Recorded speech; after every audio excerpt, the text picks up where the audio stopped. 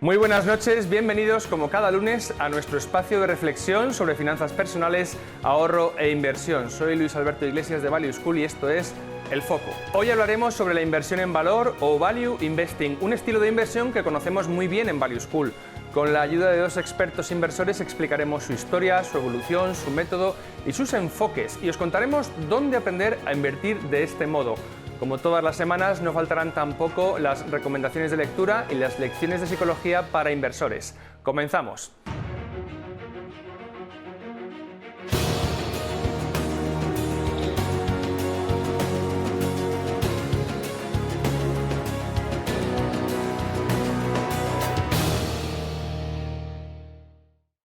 Es el momento de conocer las noticias más destacadas de la prensa financiera nacional e internacional. Leticia Larraz nos resume lo más relevante desde la redacción de Negocios Televisión.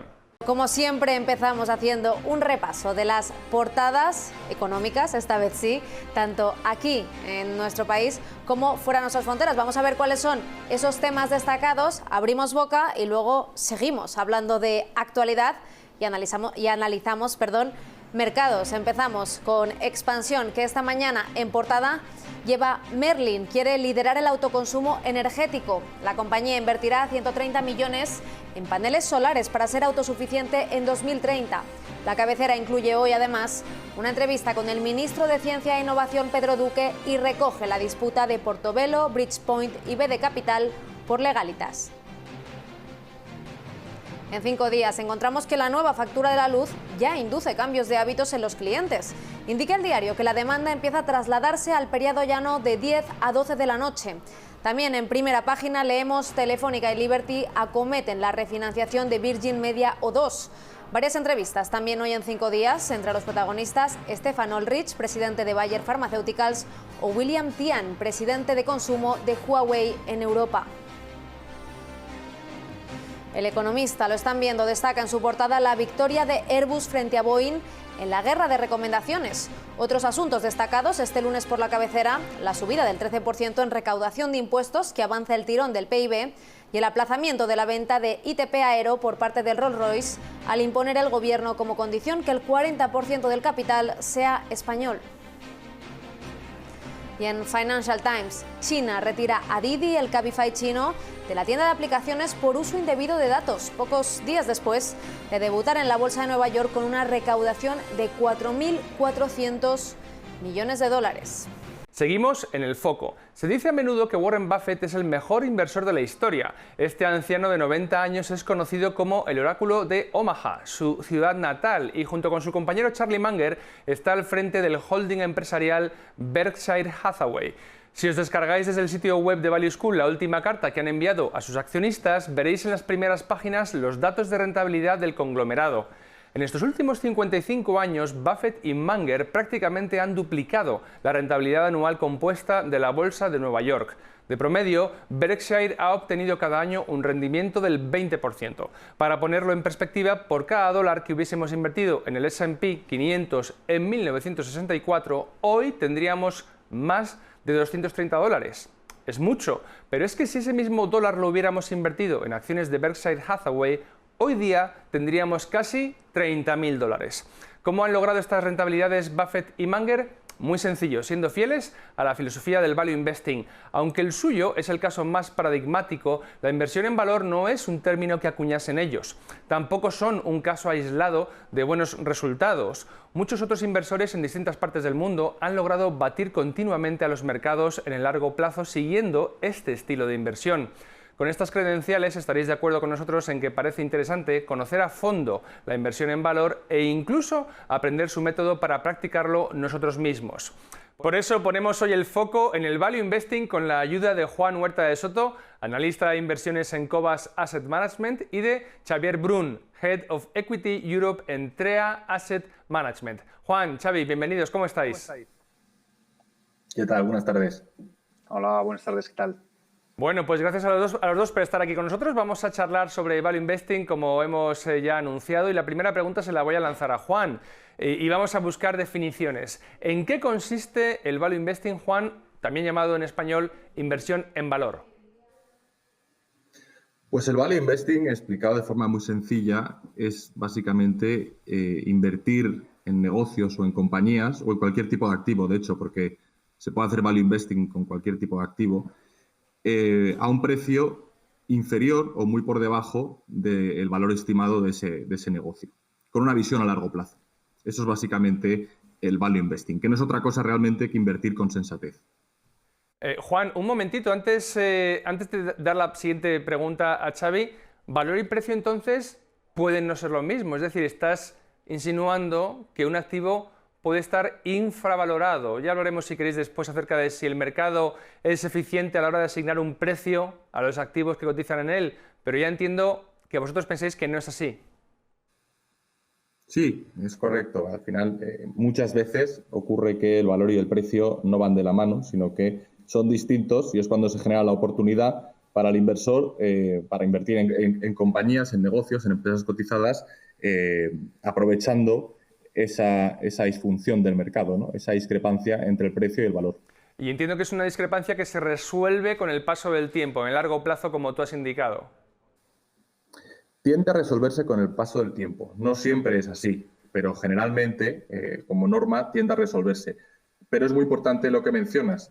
Hace falta tener paciencia y hace falta un periodo temporal largo, entendido pues 5 o 10 años, hasta que esa discrepancia entre precio y valor pueda resolverse. Ya digo que no siempre ocurre, pero lo normal es que tienda a ocurrir con el paso del tiempo. Sí. Muy bien. Xavi, ¿dónde podemos localizar el origen de este estilo de inversión, este método de inversión? ¿Hay algún punto, quizá un país, donde alguna persona en algún momento, quizá del siglo pasado, siglo XX, empezó a invertir de esta manera? Bueno, yo creo que el value investing, desde épocas antiguas, se ha hecho. O sea, al final la gente compra las cosas porque cree que valen más, ¿no? Como mínimo le aportarán más. Entonces ese valor numérico, el origen del value investing, lo podemos remontar años, miles de años para atrás. Pero quien empezó a escribir y acuñar esa palabra, el value investing, vamos a decir que fue el profesor de todo, que se dice que fue Graham, a través de su libro Security Analysis, donde escribió un poco lo que podríamos decir que es la Biblia de ese value investing, de esa determinación del valor, cómo se encuentra, cómo lo hace y esa diferencia respecto al precio, que muy bien comentaba Juan, pues al final tiende a unirse, ¿no? Porque al final tú puedes tener una discrepancia en el precio, pero siempre el precio de las cotizaciones van de la mano de los beneficios. Si estos beneficios a futuro disminuyen, pues el precio también lo hará. Y si estos beneficios aumentan, el precio de la acción también lo hará. Porque sí es cierto que a corto plazo puedan ser, vamos a decir, ineficientes esos mercados, pero a largo plazo yo creo y opino que sí que esa eficiencia se alcanza. Xavi, te refieres entonces a Benjamin Graham y en Estados Unidos, ¿cierto? Sí, perdona, sí, Benjamin Graham. A Benjamin Graham, y vamos a decir que eso fue justamente en los años 40 más o menos en Estados Unidos. Y a partir de allí florece, vamos a decir, toda una cultura que es el value investing. Luego tomó el relevo otro gran inversor que fue Warren Buffett, y a partir de allí el camino del value investing toma como varias sendas, pero todas con el mínimo común denominador de comprar algo por encima de, o sea, comprar algo que pensamos todos que valen más. Muy bien.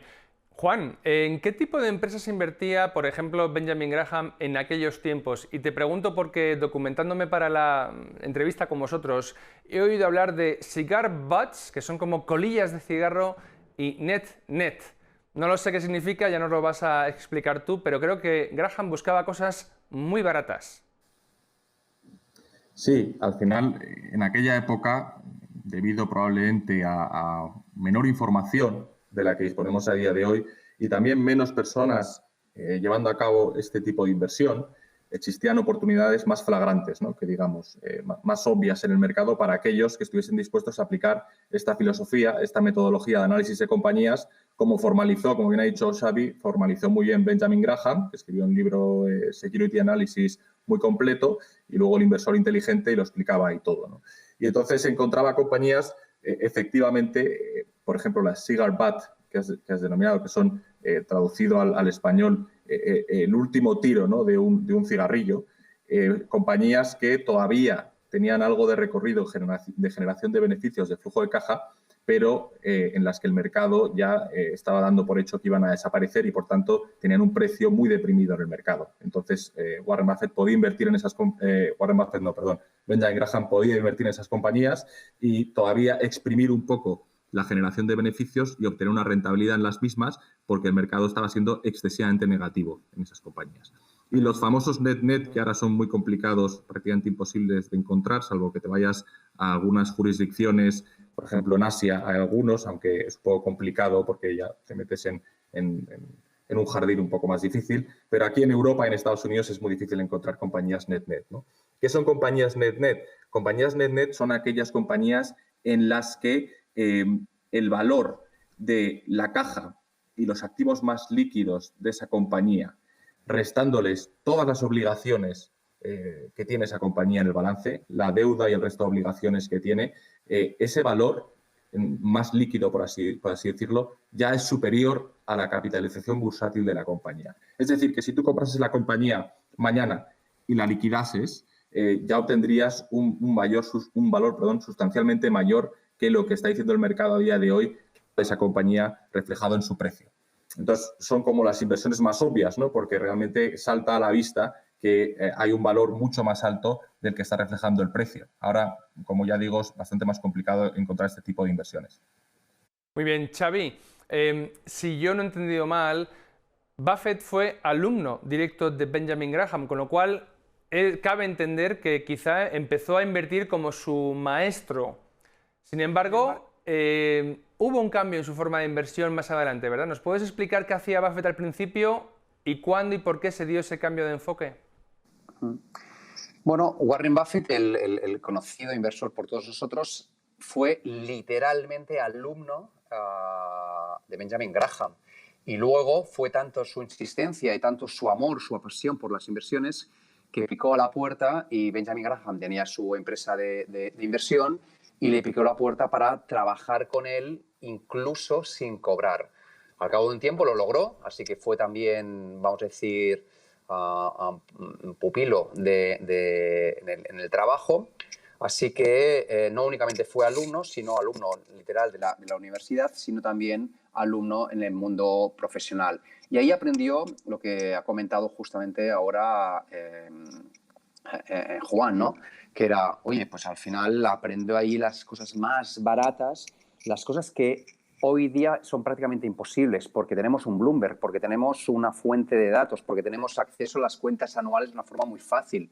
Hace 80 años, en los años 40, en los años 50, pues no se tenía acceso a las cuentas anuales. Era extremadamente complicado, ¿no? Así que aparecían esas oportunidades tan claras que hoy vemos, ¿no? Comprar una compañía donde la caja ya vale más que la capitalización bursátil, ¿no? Pues eso es lo que ocurrió. Entonces, él empezó y hubo un momento en que se daba cuenta que Warren Buffett que decía, oye, esto está muy bien, pero hay cosas que se me escapan, Y en ese momento se cruzó otro genial inversor que es Charlie Munger, donde actualmente es socio de Berkshire Hathaway, que es vamos a decir, la empresa de Warren Buffett y Charles Munger. Entonces, Munger lo que veía era un poco más de la escuela de Fisher, que incorporó otro actor dentro de esta obra llamada Value Investing, ¿no? Tenemos el origen, Benjamin Graham, luego toma el relevo Warren Buffett y paralelamente habían otras dos fuentes, que es Fisher y Charlie Munger, donde lo que veían es, oiga, esto está muy bien, pero los intangibles de una marca no valen. Vemos compañías donde, aunque estén caras, aunque su caja sea inferior a la capitalización bursátil y no sean esas colillas o ese net-net, al final son compañías que van creciendo a medida que va pasando el tiempo y la razón es la marca, la razón es una ventaja competitiva y toda esa parte más de calidad fue la que fue incorporando Warren Buffett dentro de su valoración, ¿no? ¿Y qué es lo que hizo? Determinó muy bien o empezó a buscar esa calidad en algo muy concreto. ¿Qué es el retorno? Si yo invierto 100, ¿cuánto voy a obtener en ese futuro? Así que esa reinversión fue lo que fue incorporando dentro de su valoración. Y de ahí inversiones como Siscandi o inversiones como Coca-Cola, ¿no? Que yo creo que Benjamin Graham no hubiera invertido en ellas.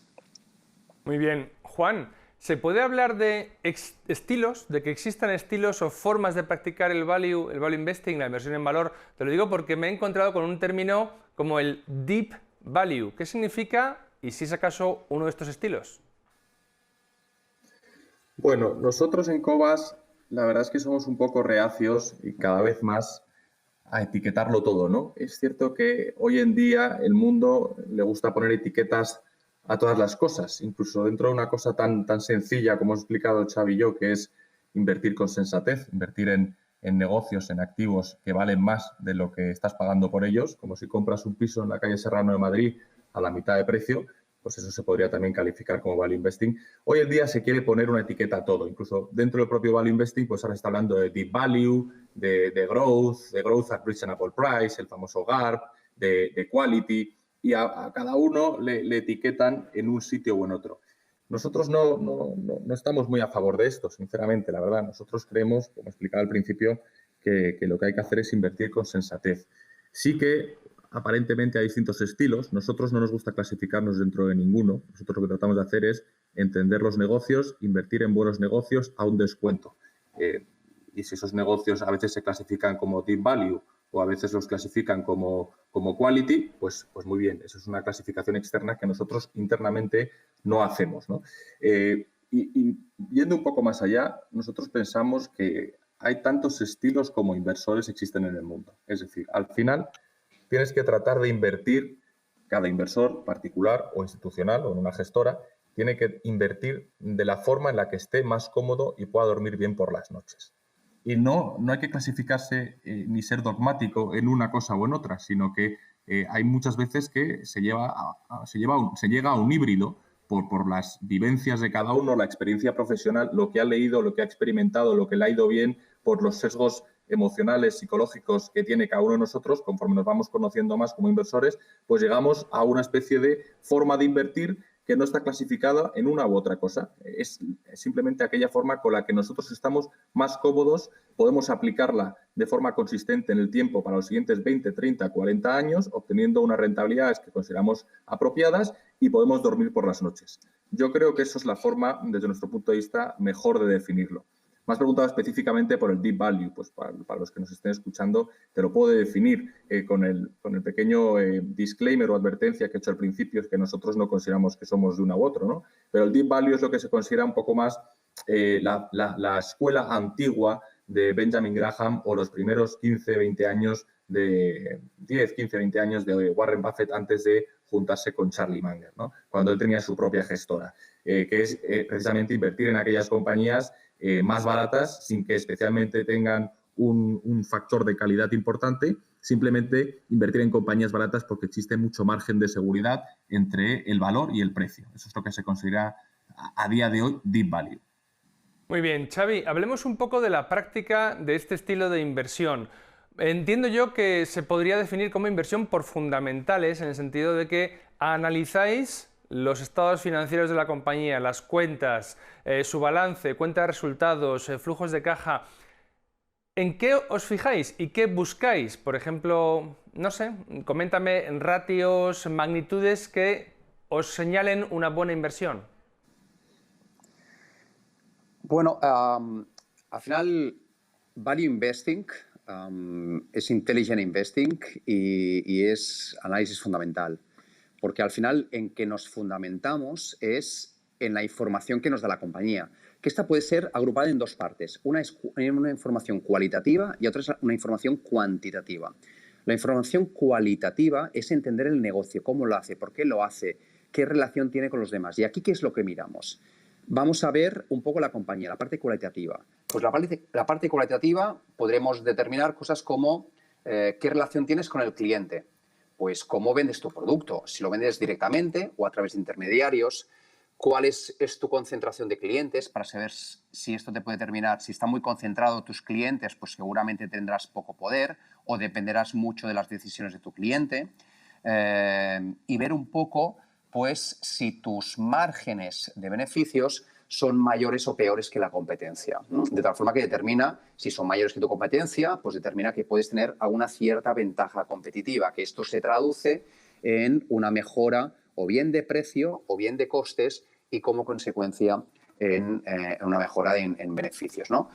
Luego también podemos ir para atrás, ver tu relación con los proveedores. ¿Qué necesitas tú para poder vender? ¿Qué necesitas? ¿Una gran fábrica? ¿Qué necesitas? ¿Una gran inversión en I+D? De esta forma que la parte cualitativa has entendido el negocio, cómo lo haces, para quién lo haces y a través de qué lo haces. Esa es la parte cualitativa, pero no estás solo. Has de ver tú contra los demás, con lo que ver evolución de beneficios, ver evolución de ventas, ver retornos, ROA, ROEs, ver, vamos a decir, lo que nosotros llamamos reinversión marginal. Es decir, que cada último euro invertido, ¿cuánto es tu rentabilidad adicional? Pues todas esas variables las has de analizar en tu compañía o la compañía que estás analizando y todas las del sector, porque entonces te determina si todos estáis más o menos igual, es muy comoditizado. Si tu compañía que estás analizando o alguna otra son distintas, pues al final tiene una cierta ventaja competitiva. Esto por la parte cualitativa. Vamos a la parte más cuantitativa. Entonces, cuando analizas balances, lo primero de todo es analizar el balance. ¿Está la empresa muerta? Y tener muerta es si tienes muchas deudas, bien dentro como fuera del balance. Y fuera del balance pueden ser litigios que tú puedas tener, problemas legales que tú puedes tener a futuro. Entonces, hacer un check en esos aspectos más legales y ver el endeudamiento. Y luego saltas a la cuenta de resultados. Y dentro de esa cuenta de resultados tienes tus beneficios. Pero los beneficios contables pueden ser manipulables, no tanto así la generación de caja, por lo que saltas a otra tercera parte, que es el flujo de caja. Entonces, allí entre el balance, la cuenta de resultados y el flujo de caja, ¿qué es lo que nos gusta mirar? Flujo de caja libre sobre capitalización. ¿Cuánta caja tú generas? Que esto es primo hermano del PER, que el PER siempre nos gusta mucho decir como el kilo de beneficios o cuánto pagas por metro cuadrado de beneficios.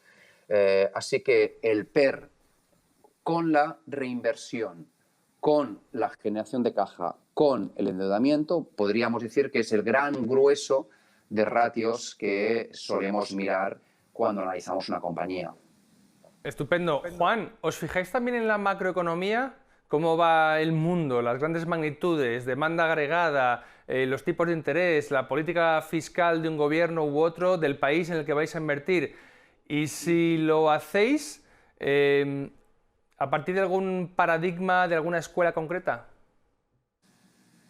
Pues sí, nosotros sí, la verdad. Es cierto que se ha estigmatizado un poco a lo largo del tiempo, un poco yo creo también a raíz de Warren Buffett, que es como la referencia en el mundo de la inversión, hablar de macro a la hora de invertir. Es decir, porque Warren Buffett siempre ha dicho que ellos en Berkshire Hathaway no les importaba la macroeconomía o no la tenían en cuenta prácticamente a la hora de tomar sus decisiones de inversión. Nosotros sí la tenemos en cuenta, pero de la siguiente manera.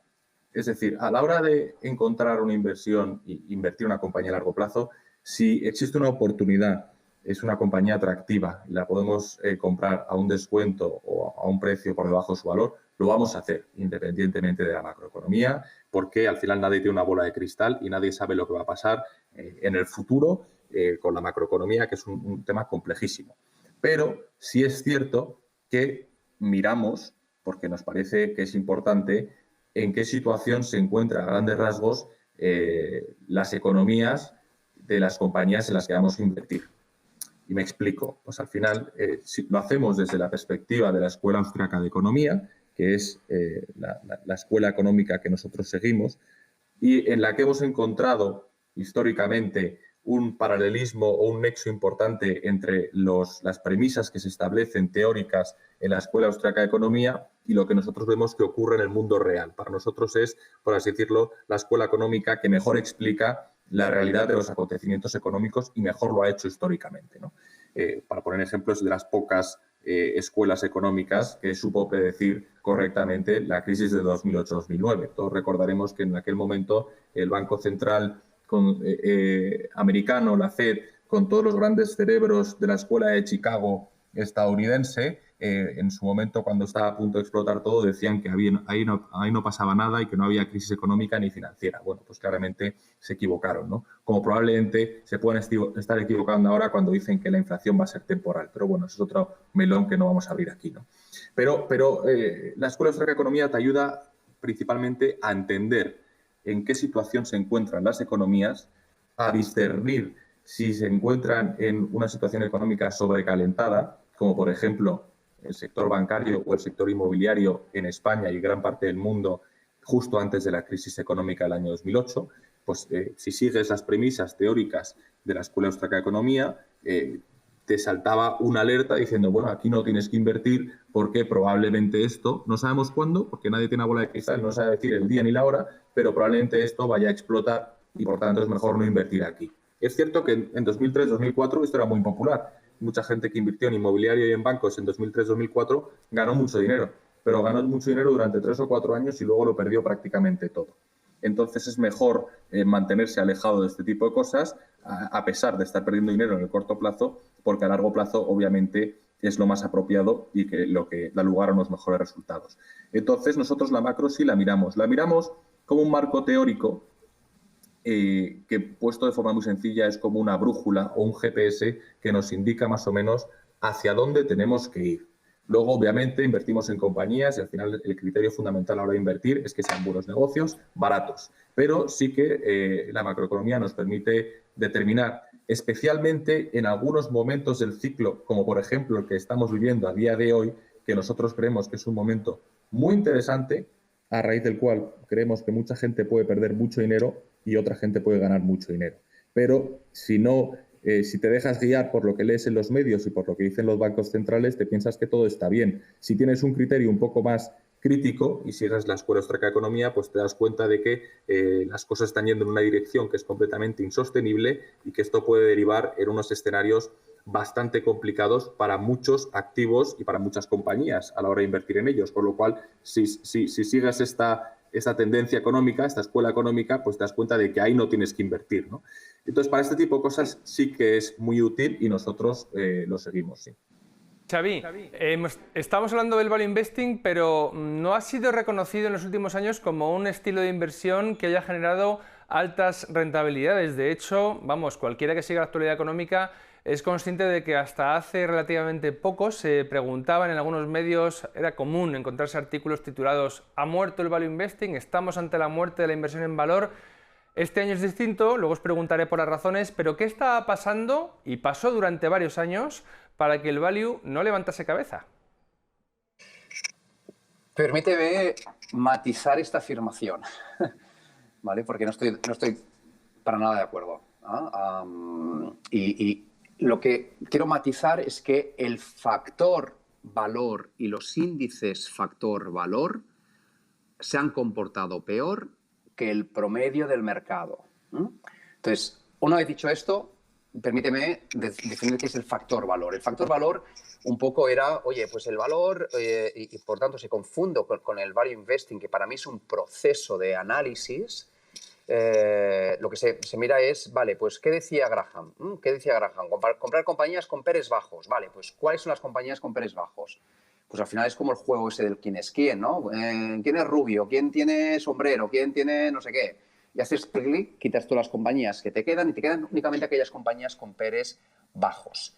El PER bajo normalmente va asociado en una compañía cuyo crecimiento es relativamente bajo, o cuya ciclicidad es relativamente elevada, ¿no? Pues bien, tú inviertes en esas compañías. ¿Qué te quedan? Pues te quedan las compañías energéticas, te quedan los bancos, principalmente, ¿no? Para simplificarlo mucho. Claro, estos últimos años, toda la tormenta perfecta desde la gran crisis financiera hasta la actualidad, donde se ha cebado en los bancos.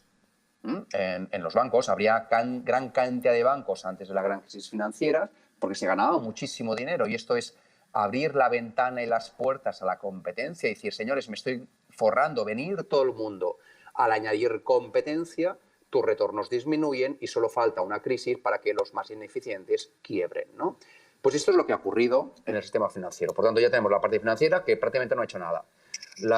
El petróleo, pues el petróleo entró en escena en el año 2013, el shale oil, y el shale oil hizo que el precio del petróleo pasase a niveles de $100, que podríamos decir que era lo que se considera normal, a ¡pum!, niveles de 50. Bajada absoluta del 50% de los ingresos, que esto se magnifica en los beneficios y se magnifica en el retorno obtenido cara a futuro, ¿no? Entonces, esos dos sectores se han comportado muy mal.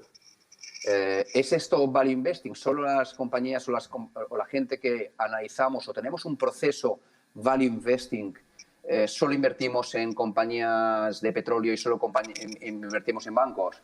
No.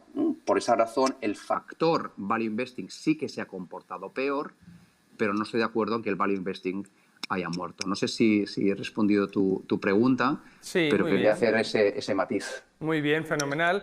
Y Juan, ¿nos puedes explicar este resurgir, por utilizar el término de Xavi, del factor valor? Porque, vamos, tan innegable es que hay que mirar los gráficos para darse cuenta de que fondos de gestoras value en España, muy conocidas, es que desde coincidentemente con el desplome de marzo de 2020, es que no han hecho más que subir.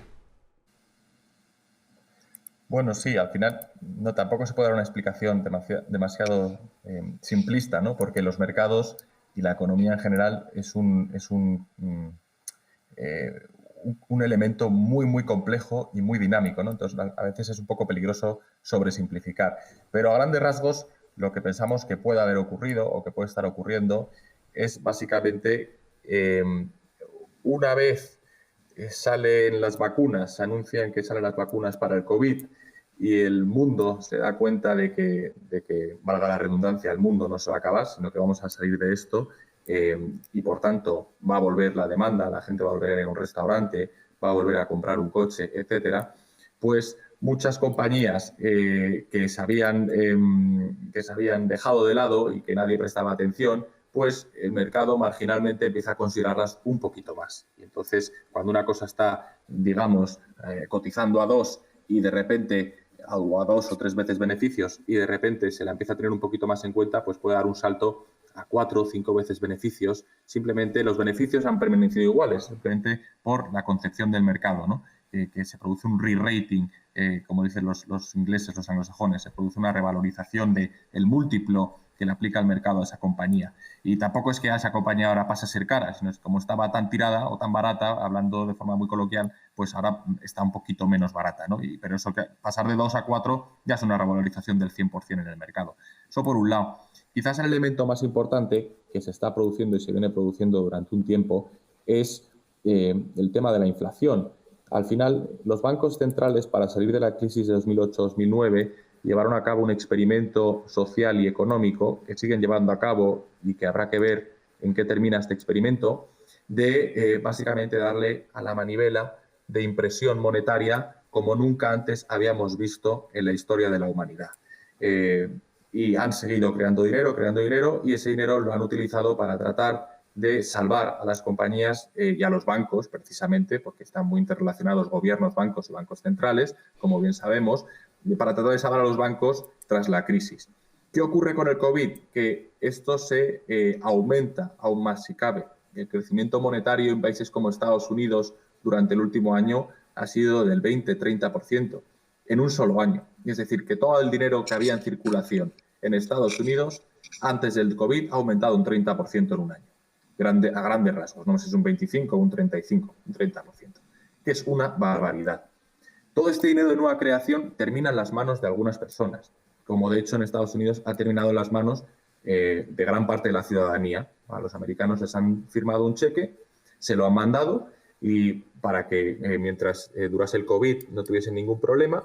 De hecho, hay muchos americanos todavía que están en su casa recibiendo un cheque de $300 semanales por no trabajar y luego se sorprenden algunos de que no estén volviendo a trabajar tan rápido como se esperaba. Tienen que elegir entre estar sentados cobrando o estar trabajando en el McDonald's o en una nave logística de Amazon. Y todo este dinero de nueva creación genera inflación. De hecho, para hablar de forma más apropiada, y perdón por la larga respuesta, la inflación no es la subida de precios. La inflación es el incremento de la masa monetaria, que luego la consecuencia de la inflación es la subida de precios. Pero la mayor parte de la gente las confunde la una y la otra, ¿no? Nosotros, como somos seguidores de la escuela austríaca, sabemos que la inflación es el aumento de la masa monetaria. Se genera inflación. Cuando se genera inflación y tienes unos tipos de interés en el 0%, como sigue manteniendo prácticamente la mayor parte de los estados y de los bancos centrales, lo que estás diciendo es que el tipo de interés real es negativo, lo cual es una aberración.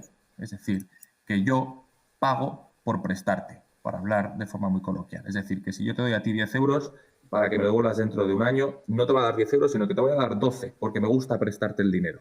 Cuando lo normal es que si yo te doy a ti 10 euros, tú dentro de un año me devuelvas a mí 12 por haberte prestado el dinero. Pues ahora hay tipos de interés reales negativos. Y esto, en última instancia, cuando se produzca la inflación que ya se está produciendo, ya están los bancos centrales diciendo, bueno, está un poquito alta, pero va a ser temporal. Bueno, ya veremos. Cuando se produce la inflación, los tipos de interés suben. Y ya llegando al final de la cuestión, aunque es una respuesta un poco compleja, pero es que es así, cuando suben los tipos de interés, todas las compañías de crecimiento, definidas como las compañías que a día de hoy no generan beneficio, pero se espera que puedan generar supuestamente dentro de 10, 15 o 20 años un buen beneficio, esos beneficios traídos a día de hoy para ver el valor, cuál es a día de hoy de esa compañía, si te los traes o te los descuentas a un 1%, porque los tipos de interés están muy bajos, pues valen mucho. Si hay inflación y por tanto los tipos de interés suben y esos flujos de caja futuros de esas compañías te los descuentas en vez del 1 al 3%, esas compañías valen muchísimo menos. Entonces, ¿qué es lo que está ocurriendo? Que ahora, marginalmente, porque todavía no ha terminado de ocurrir, los inversores y el mercado están dando cuenta, oye, quizás es mejor invertir en compañías que ya están generando a día de hoy un buen flujo de caja y un buen beneficio, que serían las denominadas value, por etiquetarlas, aunque ya sabemos que no es muy santo nuestra devoción etiquetar, y aquellas compañías que no generan ni un solo centavo y que puede que generen dentro de 15 años, igual no son tan interesantes. Y entonces está produciendo una traslación en el mercado desde lo más growth, que podríamos meter en ese saco, tecnológicas, renovables, las famosas SPAC, que ha sido un despropósito absoluto, etcétera, pues está moviendo el dinero un poco de eso a las compañías un poco más sensatas. Compañías buenas, compañías razonables, que generan un servicio para la sociedad y que están cotizando a 6, 7, 8 veces beneficios. Muy bien. Vamos a terminar hablando sobre recursos para aprender. Xavi, ¿este estilo de inversión se puede aprender? ¿Hay escuelas de negocios, másteres, titulaciones oficiales donde alguien interesado puede aprenderlo para hacerlo personalmente en su inversión privada o incluso profesionalmente? Pues la verdad que sí, hay varias escuelas y universidades que están ofreciendo másteres especializados en ello. Aquí en Madrid pues hay como un par de másters, hay el máster de teoría del ciclo, hay un máster de value investing. No tengo ahora mismo en la cabeza las universidades, pero hay un par o tres de másters. Luego en otra ciudad, Barcelona, hay el máster en mercados financieros de la Pompeu, y ahí explican, o hay un sesgo hacia los mercados financieros, en especial y con un sesgo fuerte hacia el value investing, ese análisis del value investing. Luego, si uno es más autodidacta, pues los recursos son infinitos. Gracias a Internet ha habido una explosión espectacular en contenido. Tanto las cartas que escribimos todos los gestores, o sea, Cobas, por ejemplo, sus cartas trimestrales, nuestras cartas Entrea mensuales, pues al final aquí lo que hacemos es explicar qué hacemos, cómo lo hacemos. Y es una forma de transmitir, vamos a decir, esa filosofía y esa amueblación de cómo tenemos la cartera. Y alguien dice, pues aparte de las cartas, también creo recursos de distintos vídeos. Pues, por ejemplo, Value School ofrece vídeos buenísimos de todas las casuísticas, ¿no? Rankia también ofrece cosas muy buenas. O sea, Finect también. O sea, hay muchos, luego también podcasts espectaculares, ¿no? Como el de Paco Lodeiro. Hay muchos recursos en Internet que se pueden utilizar, ¿no? Luego dice, no, yo quiero ir a los clásicos, a los libros. ¿Por dónde empiezo? ¿Cuál es el ABC de los libros? Pues yo recomendaría el primero de todos, Buffetología, de Murray Buffett. donde ahí te explica un poco cómo pensaba Buffett. Y luego a partir de ahí ya saltaría algunos, vamos a decir, más simples, como el de Peter Lynch. Explicaría algunos como el de Peter Saylor. Y luego también algunos otros más técnicos como Capital Returns o otros más de management, que a mí me gusta mucho, que es el de Intel, ¿no? Only the Paranoid Survive. Y, en fin, tienes infinidad de libros para poder basarte, infinidad de recursos para poderlo hacer. Muy bien, ¿tienes ahí uno a mano? Oye. Me parece que sí, ¿verdad, Xavi? ¿Tenías Security Analysis por casualidad? ¿Que ya que es un preferido tuyo? ¿Puedo decir algo? Sí, claro, ahora te voy a preguntar a ti para que recomiendes tus favoritos. Libros Bueno. relacionados con la pregunta que le has hecho a Luigi, y simplemente por añadir, en Madrid, que es para toda España, de hecho, porque se puede hacer desde toda España, hace 3 años ya han sacado la Universidad Pontificia de Comillas y CADE, conjuntamente con Value School, un programa ejecutivo orientado principalmente para profesionales, pero bueno, para todos los interesados en el mundo del value investing, de duración de 5 meses, para formar con todos los contenidos de los que hemos estado hablando hoy y muchísimos más sobre el value investing. Y de hecho, muy sucintamente, aquí la historia es que un grupo de profesionales se juntan, profesionales del sector de las gestoras más reputadas, de Mapfre, de BBVA, de Magallanes, de Oros, de Cobas, etcétera, pues nos juntamos y decimos, ¿qué nos gustaría haber aprendido a nosotros cuando empezamos nuestro bagaje profesional hace ya años en el mundo del value investing y que hemos tenido que aprender de forma autodidacta? Y ponemos todos estos conocimientos en conjunto, hacemos un temario, fichamos a los mejores profesionales desde nuestro punto de vista del sector para impartir clase y hemos conformado este programa. Para todos los que estén interesados, que lo busquen, está en internet y yo creo que para los que les interese el value investing y quieran ir a tiro hecho sin tener que formarse por su cuenta, este es el mejor programa que hay en España de largo. Muy bien, ¿y libros favoritos tuyos, igual que ha mencionado Xavi los suyos? Juan, ¿tienes alguno? Bueno, sí, favoritos. A mí me gusta mucho, de hecho lo tengo aquí a mano, este de The Most Important Thing, de Howard Marks. Me parece que es un libro muy cortito, muy fácil de leer, pero con muchísima sabiduría. El de algún libro de John Templeton, que también me parece un inversor del que se ha hablado poco, pero que para mí es extraordinario. Peter Lynch, ¿no? One Up on Wall Street, un paseo por Wall Street, es un básico.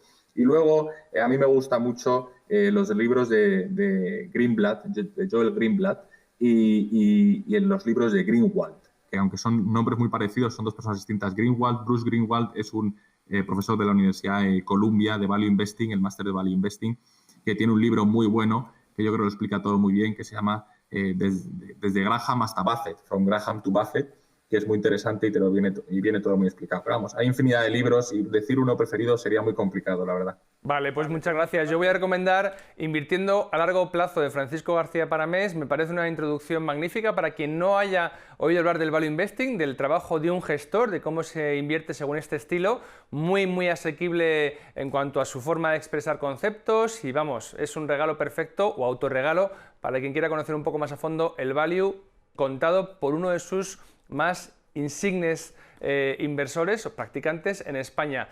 Xavi Brun y Juan Huerta de Soto, me he confundido.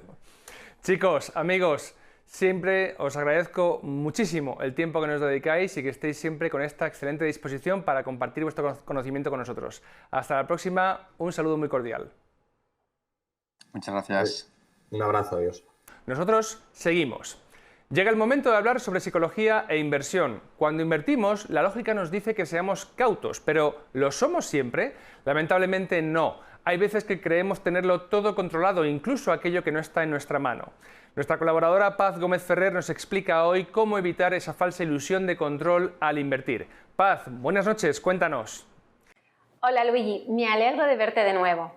Hoy quiero hablaros del sesgo de afinidad. Es un sesgo cognitivo que hace que sintamos unión y afinidad con las personas o con los activos que se asemejen a nosotros mismos porque mantenemos aspectos en común o valores parecidos, como puede ser la cultura, el género, la edad, la formación profesional, entre muchos otros. Por ejemplo, este sesgo lo podemos observar en la tendencia que tienen algunos inversores en invertir en activos que les son más familiares o conocidos. ¿Por qué sucede este efecto?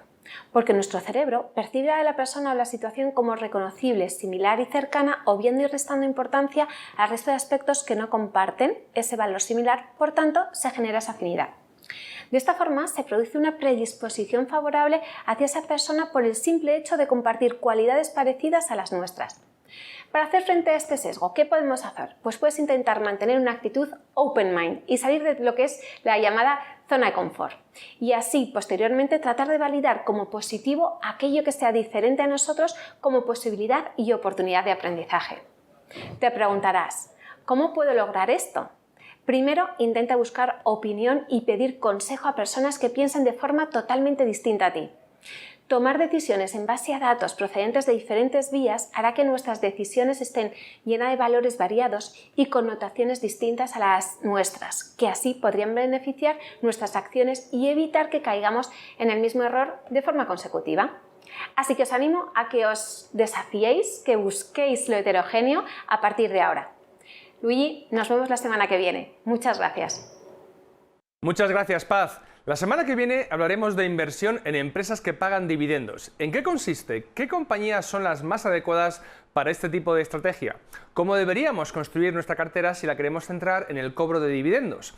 Arrojaremos luz sobre el tema, como siempre, con los expertos. Antes de despedirnos, queremos invitaros a todos a asistir a las sesiones del Value School Summer Summit, la escuela de verano online que estaremos ofreciendo toda esta semana. Desde hoy hasta el próximo viernes 9 de julio podréis participar en 20 sesiones dedicadas a la inversión, la economía y la mejora personal. Charlaremos con Peter Kaufman, Moniz Pabrai, Francisco García Paramés, Iván Martín y muchos otros ponentes de renombre internacional. La inscripción es gratuita y tenéis toda la información en la sección de eventos de nuestra página web www.valueschool.es. Y nada más, nos vemos el próximo lunes a las 8:30 de la tarde en Negocios Televisión. ¡Hasta pronto!